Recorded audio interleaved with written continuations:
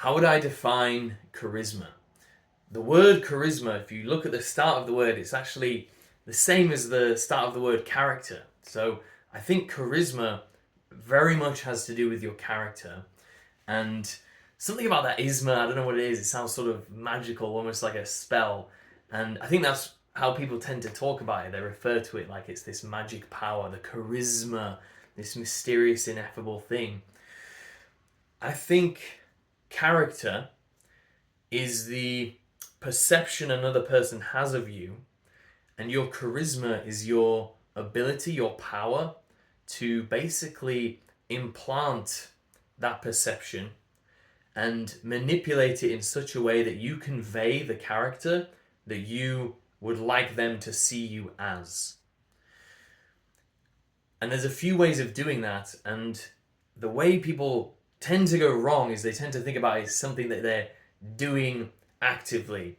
And the thing about charisma is it's more indirect, and it's something that comes more from people perceiving things about you, mainly the photons of light bouncing off your body going into their eye, and the vibrations of air particles hitting on their eardrum. So the sights and sounds they're getting from you, but also smell and other things can be included, but we'll just focus on sights and sounds for now.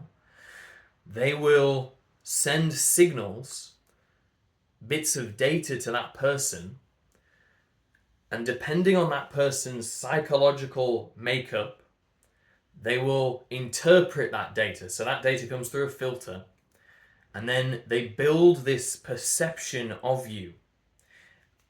And this is where all the power of charisma can really, really take off. And it can work one of two ways. It can go in an upward spiral or it can go in a downward spiral. And obviously what you want, first of all, is to initiate the upward spiral. So you want to send signals that convey a certain image, a certain character. And then that person, once they receive those signals and it looks like something that represents that character to them, they can start to build that perception of you. And the way to do that, more than anything, very, very simply, is to be the character you're trying to convey. And this is what I mean about being indirect rather than direct. Being indirect means living your life as that character, waking up at the times that character would wake up at, doing the things that character would do, making the sacrifices that character would make. And there's a whole tangent I could go off into in that about how magic only works because of the sacrifice, the cost that is given, the offering that you make during the spell. That is what creates the power of the spell. So the way you live your life, you can look at it as you're making these offerings in your actions, your words, your thoughts, the way that you're being. You sacrifice all the character objectives you have that create the image and convey the person that you don't want to be.